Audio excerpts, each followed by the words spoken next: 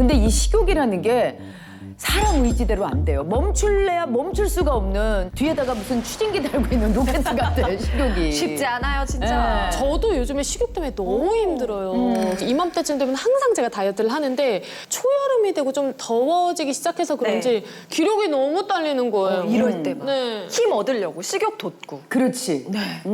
맞아요. 지금 같은 봄 그리고 초여름을 맞는 시기에는 다이어트를 꼭 시작하셔야 돼요. 왜냐하면 기온이 점차 상승하면 우리 몸은 환경 변화에 적응하려는 이 항상성을 유지하거든요. 그리고 활동량까지 늘어나면서 에너지 소비가 증가하고 이를 보충하기 위해 식욕이 증가할 수 있기 때문이에요. 네. 지금 같은 이 시기에는 살이 찌는 분들이 많다 보니까 미리미리 가족들과 다 함께 다이어트를 시작해야 하는 거죠. 네. 그런데 이 다이어트라는 게 일단 식욕을 줄이는 게 관건이잖아요. 근데 음식을 줄여서 먹는 거 줄인다는 게 결코 쉽지가 않습니다. 얼마나 어려운데요. 이 사연 속 이 부부도 이 식욕 때문에 이혼 위기에 처했던 거잖아요. 그렇죠. 실제로 제가 담당했던 환자분의 사연인데요.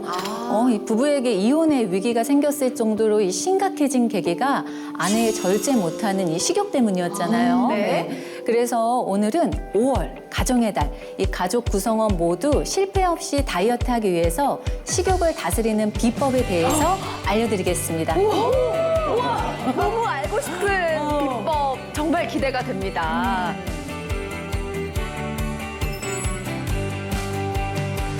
자, 여러분 제가 질문을 하나 드릴게요. 네. 비만은 병일까요? 아닐까요?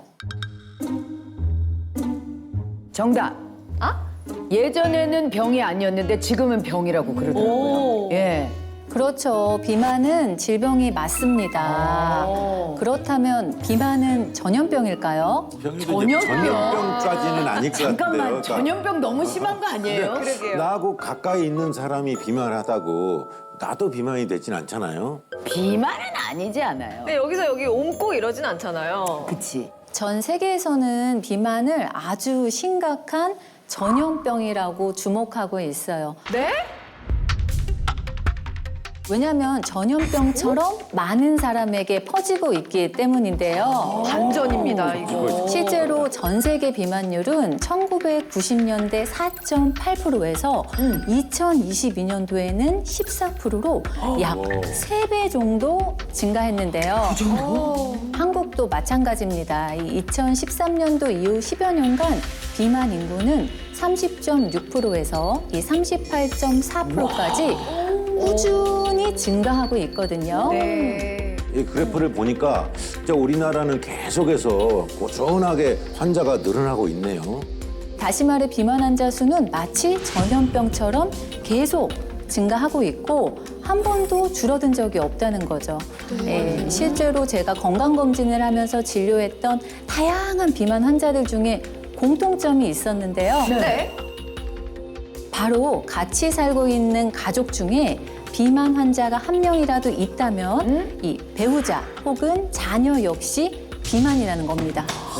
야, 비만이 전염이 된다고 하니까 제가 비만이면 우리 남편 혹은 우리 자녀들도 비만이라는 질병이 생길 수도 있다. 이런 얘기가 되는 거잖아요. 그러고 보니까 사연 속 부부도 이 식욕 때문에 이혼 위기에 놓였던 거잖아요. 그게 좀 아내분의 영향이 있었나 봐요. 그렇네요, 그렇네요. 그렇죠. 실제로 연구에 따르면 이 가족이나 친구가 고칼로리 음식을 함께 먹거나 네. 신체 활동을 줄이는 등 이 생활 습관을 같이 공유하게 되면 이 체중 증가 위험이 57%까지 높아진다는 것을 확인했는데요. 네. 그래서 우스갯소리로 다이어트의 적은 탄수화물이 아니라 가족이다라고 이렇게 말할 수 있는 거죠. 야, 그래요? 그런데 이 비만이 질병이라는 인식이 많이 늘긴 했지만 이 아직까지는 미혹적인 문제로만 생각하는 경우가 많거든요. 그리고 이 체중 감량을 온전히 본인의 책임이기 때문에 의사의 도움을 받을 문제가 아니고 내 스스로 해결해야 한다고 생각하는 분도 많습니다. 네. 하지만 네. 비만은 이 고혈압, 당뇨, 소화기 질환, 호흡기 질환 물론 암과 같은 심각한 합병증을 유발하기 때문에 반드시 치료해야 할 질병이라고 인식하셔야 됩니다. 네. 그래, 주변의 비만 환자분들 보면 당뇨, 고혈압 이런 합병증 때문에 문제가 좀 생기더라고요. 맞아요. 아, 그래서 비만을 만병의 근원이라고 그랬구나. 네. 그분들 보면서 알게 됐어요, 저도. 그런데 이 사연 속 아내분처럼 식욕이 넘치면은 다이어트를 해도 또 매번 실패를 할 수밖에 없는 것 같아요. 그래. 그래서 식욕은 의지의 문제이기도 하잖아요. 정말 식욕의 문제 때문에 다이어트에 실패하는 걸까요? 그리고 이 식욕은 정말 의지 문제일까요? 그래서 네. 지금부터는 제가 진료실에서 실제로 환자분들이 저에게 많이 묻는 질문 몇 가지를 가지고 설명을 해드릴게요. 네네. 먼저 여러분들이 좀 전에 궁금해하셨던 질문입니다. 식욕에 참기가 힘든 건 제 의지가 약하기 때문인가요? 식욕은 그 내 몸의 욕구기 때문에 그치. 내 맘대로 어떻게 컨트롤이 안 되는 거고 이게 그래서 의지 박약하다. 그래서 비만이다. 이런 얘기도 많이 하잖아요. 네.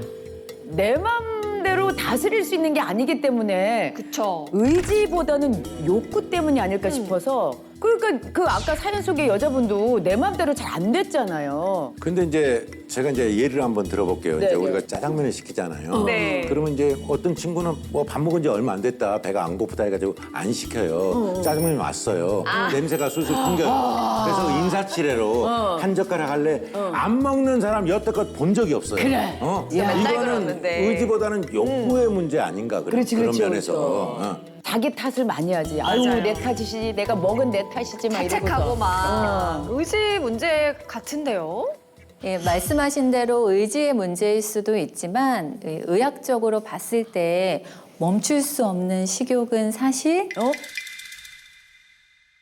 내 탓이 아니라 남 탓일 수 있습니다.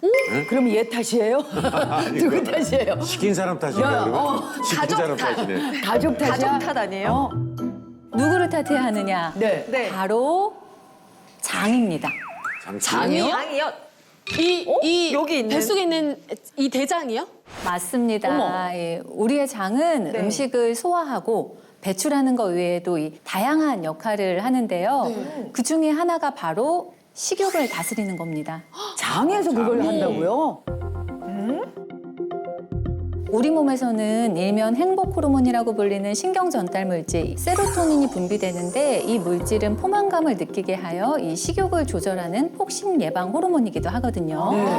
실제로 다이어트나 이 폭식증을 치료할 때 세로토닌의 농도를 높여주는 약제를 쓰기도 하고요. 네. 또 중요한 것은 이 감정을 조절하는 세로토닌의 약 90%가 뇌가 아니라 바로 장에서 만들어진다는 겁니다. 몰랐어요. 예. 즉 장내 환경이 무너지면요 세로토닌 분비 역시 제대로 이루어지지 않아 식욕 조절이 잘 안 되고 네. 과식, 폭식을 유도해 비만 체질에 이르게 하는 거죠. 아, 그러면 결과적으로 식욕을 억제하려면 장이 건강해야 된다. 이런 뜻이 되네요. 그렇죠. 그리고 장 건강이 중요한 이유가 한 가지 더 있는데요. 네네. 지방세포의 크기를 결정짓는 겁니다. 우리 장 속에는 이 유해균과 유익균이 존재하는데요. 장 건강이 나빠져서 유해균이 과잉 증식하게 되면 이 유해균이 지방산을 생성하고 지방세포의 크기를 키워 이 비만을 유발합니다. 네네. 반대로 이 장이 건강할 때 많아지는 유익균은 지방분해 효소를 활성화해 이 체중 감소에 도움을 주거든요. 네. 네. 따라서 식욕을 다스려서 비만 체질을 극복하고 다이어트에 성공하고 싶다면 유익균은 늘리고 이 유해균은 억제해서 네. 장 건강을 유지하는 것이 중요하다는 거죠. 이게 설명 듣고 보니까 식욕을 제대로 다스리지 못했던 게 단순히 내 의지 때문만이 아니라 내 장 때문이었을 수 있겠다는 생각이 드네요. 그러면은 탓할 애가 있었네. 얘야. 결국 남 탓은 아니고 내 장 문제네. 내 장 탓이네. 어쨌든 내 건 내 거네. 내 탓이네. 재밌습니다.